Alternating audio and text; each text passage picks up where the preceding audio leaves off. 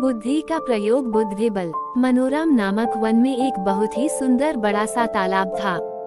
तालाब चारों ओर से सुंदर सुंदर वृक्षों व फूल पौधों से घिरा हुआ था। तालाब के भीतर मखाने व सिंघाड़े के पौधे लगे हुए थे। तालाब में सदैव पानी की मात्रा बनी रहती थी, क्योंकि उसके निकट से एक स्वच्छ कल कल धारा वाली नदी प्रवाहित होती थी। एक समय की बात है, दो मछुआरे मनोरम वन में विश्राम कर रहे थे। तभी उन्होंने देखा उस तालाब में खूब सारी मछलियां उपलब्ध है। दोनों मछुआरे आश्चर्यचकित होकर विचार विमर्श करते हुए कहते हैं, हमें आज तक इस तालाब का पता क्यों नहीं चला। काफी समय हो गया था, संध्या हो चुकी थी, इसलिए दोनों आपस में बात करते हुए वहां से लौट गए कि कल आकर यहाँ पर जाल बिछाया जाएगा। ये बात तालाब में बैठी तीन दोस्त मछलियों सुन ली। उन्होंने आपस में मंत्रणा की कि यह बात पक्की हो गई कि अगले दिन मछुआरा आकर यहाँ जाल बिछाएगा और हम सभी को पकड़ लेगा।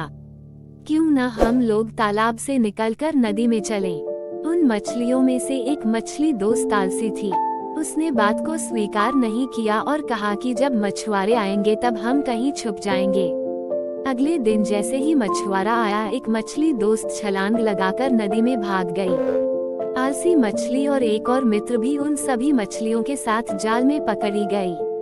किंतु जैसे ही मछुआरा जाल समेटने के लिए आगे बढ़ा तो समझदार मछली ने मरे हुए होने का झूठा स्वांग नाटक किया। मछुआरे ने मरा हुआ समझकर उस मछली को निकालकर फेंक दिया। वह मछली अपनी समझदारी का प्रयोग करते हुए उछलकर नदी में भाग गई, किंतु जो आलसी मछली थी वह जाल में पड़ी रही।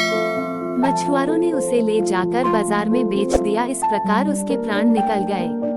अतः बुद्धि का प्रयोग अवश्य करना चाहिए। बुद्धि का प्रयोग करके ही हम विकट परिस्थितियों में बच सकते हैं। नैतिक शिक्षा। बुद्धि का प्रयोग समय पर करना चाहिए, इससे भविष्य की रचना होती है, अन्यथा मृत्यु।